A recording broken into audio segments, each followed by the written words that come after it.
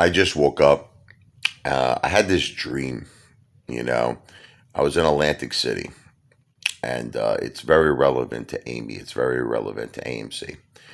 And I was playing, but I was playing to win quick. You know what I mean? I was trying to make some big bets on red. I was trying to go in and out quick in my dream.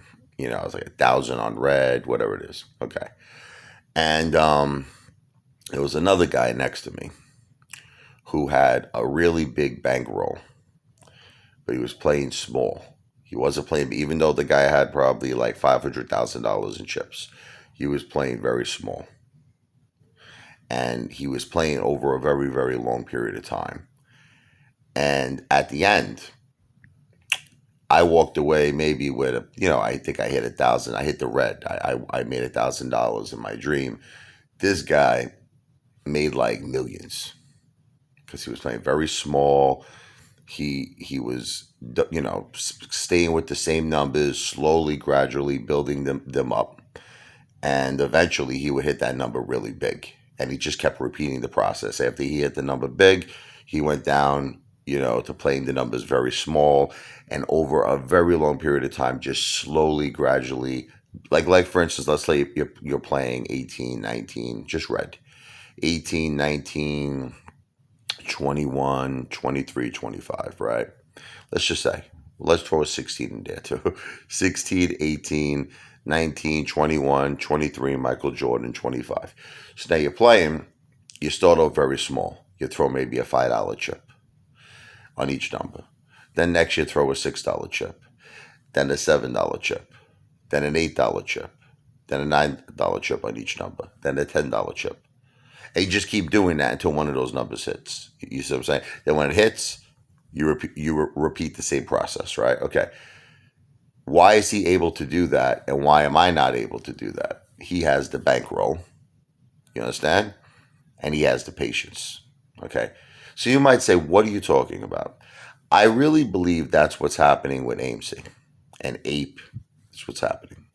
The hedge funds is in my dream, that the big player, the one who's going very small, who's taking a very, very long period of time, and they keep winning. And the reason why they keep winning is because they have that bankroll. They have the money. They have the collateral. So to them, it doesn't matter how long this takes. As long as they could avoid a margin call, as long as they could avoid, being called out that they don't have enough cash, they don't have enough collateral, you know what I mean? They're fine. So they're making the game appear that this is a waste of time. We're all losing. This thing's never going to take off. You see all these YouTubers now, they're either selling, they're out of AME, they're out of AMC, or they're at least implying that that's what their intention is. They're out of APE. They want to sell their APE. Everybody has been so negative lately. But to me, nothing has changed. It's like, the song by, I'm not going to sing it because I just woke up. I'll just do a little. What's the matter with the clothes I'm wearing? Can't you tell that your tie's too wide? Maybe I should buy some old tab collars. Welcome back to the edge of jive. Where have you been hiding out lately, honey? You can't get treasure till you spend a lot of money. Everybody's talking about the new sound funny, but it's still rock and roll to me. It's like, it's the same old story to me. See, that's what Billy Joel's trying to say in the song. He was trying to say that there's all these different things happening, with punk. People are coloring their hair different colors, and they're dressing a different way, and they're showing off with money, and but it's just all rock and roll. It's just, no matter what you're doing, no matter how you look, no matter what your whole vibe is, it's just rock and roll. You could call it new wave, punk, whatever you want to call it, grunge music. It's just rock and roll, right? So I feel the same thing about what's going on right now with AMC. Now there's this whole new thing with APE, and people are looking at two different plays, and again, they're discouraged because even though technically, if you add up AMC and Ape together. Let's say if AMC's at 9 and Ape's at 7, whatever, you got 16, or maybe somewhere between 16, $17 a share, which is kind of where AMC was for a pretty long time before we had that little run up. But they're not doing that. What people are doing is they're looking at it separately, and they're looking at AMC at like $9 and change, and they're like, man, this sucks, man. This is horrible, man. This is horrific. This is terrible. So the thing I'm trying to make all of you understand is that it's a game of patience. And I know a lot of people don't have it. See, that's why you really have to be a smart investor. And I'll explain to you what a smart investor is. You want to have money in AMC that you don't need to live. You don't need to survive. You don't need to pay your, electric bill, your utility bills. You don't need to eat with.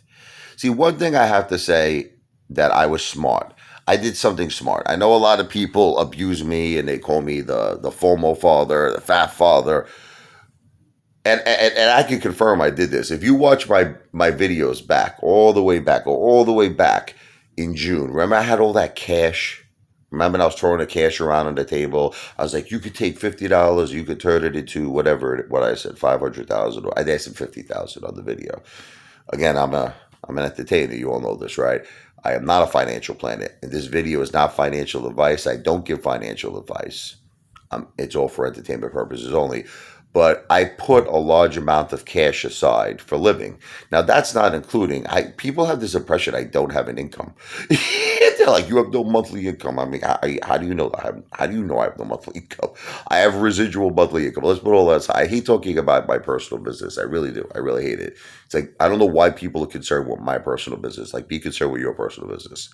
But anyway, I put aside enough money so that the money I had in AMC, I could still live. I could still go out and eat all the time. I could pay all my bills. I could survive comfortably. And that I have to say I did smart. See, people are always like, oh, didn't you put all your money, your life savings? No, what I meant when I said life savings was exactly that, savings. In other words, my liquidity in terms of what I would consider to be a large amount. I think, 185 was a pretty substantial amount. 185,000, I put it to AMC when it first started, and I originally bought at 53. But the point is, yeah, I've been lowering my cost average a lot. When AMC went to 12, I put a chunk in there, a chunk of money. Plus, I've been buying, sporadically here and there, 10 shares here, 15 shares there. But the thing I'm trying to make all of you understand, it's a game of patience. It's a game of patience. And I think what the problem is people have so much money in AMC, sometimes it gets to a point where they're like, look, I'm not making money in other, they see these other plays, they get very frustrated. I'm not making money in other plays, or I need money to eat, or I need money to pay bills. I got to pay the electric bill. I got to pay the gas bill, the hot water bill. So what's happening is that because of that reason, it's motivating people to sell and get out. They're like, because that's it. I want to make money in other trades. I need money to eat. But if you had money in say AMC that you're just willing to just keep it there, and it's not affecting your life, and it's not affecting you, let's say if you wanted to make money on the side with other trades, and it's not affecting you eating, it's not affecting you paying your bills, this thing has the potential to be the greatest Boaz in history. Do you understand that? Because no one, don't listen to people that act like they know. Like what drives me nuts when people act like they know everything. They act like they have this insider track. I'm not going to mention names of who I'm talking about. You get the drift, right? Okay, no one has an insider track. No one knows what's happening in terms of how many synthetics are out there. Nobody knows. Okay, because of this crazy rules that synthetics don't have to be disclosed. It's insane. Like Citadel Connect doesn't have to disclose to the SEC or to the DTCC or to FINRA how many synthetics they have. It's insanity. This whole transparency rule is a joke. I mean, look, there's a lot of crazy stuff going on out there with the government, with the SEC supposed to be enforcing, this stuff. I don't know what they're doing. But the point is that nobody knows what's going on. And, you're getting people now that I think it's being motivated and driven by their own greed. And let me explain to you what I mean by that. Like, they're not telling you to get out of Amy, get out of AMC because they really care about you and they're really worried about your financial future. They're worried about their financial future because maybe it's because they're running out of content. Do you see what I'm trying to say? They don't know what to say anymore. They want to jump onto other plays because now it gives them more content. So, in all fairness, they can get more YouTube revenue. They get more YouTube views. They keep making, because how much more could they say about AFC, right? There's nothing left to say. Like, they're like, okay, so I think I want to talk about other plays. So they just try to steer everyone away from AFC. Or it could be another reason. It could be they're shorting AFC, right? It's anyone's guess. But I wouldn't take all this FUD and negativity to heart. You understand? I wouldn't, like, people tend to believe that these YouTubers care about them. Remember something, man. This is a doggy dog world. This is a cutthroat world. People only care about themselves, right? And stop trying to think, even like you look at me. Look, I try to keep it real with all of you. I try to keep it real. My YouTube channel is basically an entertainment channel. Like, I try to keep it real with you. I'm not here to give you financial advice. I'm not here to give you the pathway to the golden castle. I'm just here to entertain you. I'm an entertainer. But the thing is, I practice what I preach. Everything I'm preaching, I'm doing. So there's the difference. You see what I'm trying to say? Like, I'm putting my money where my mouth is. Okay. A lot of these other people are not. These other YouTubers, they're just, they're playing an act. It's an act. They're like, well, yeah, I'm with you. We're all family. We're all part of. But in reality, they don't own any AMC. They never did. They don't own one single share. And it's all about ad revenue on YouTube. So the point is, you got to make the best decision for you and for your families.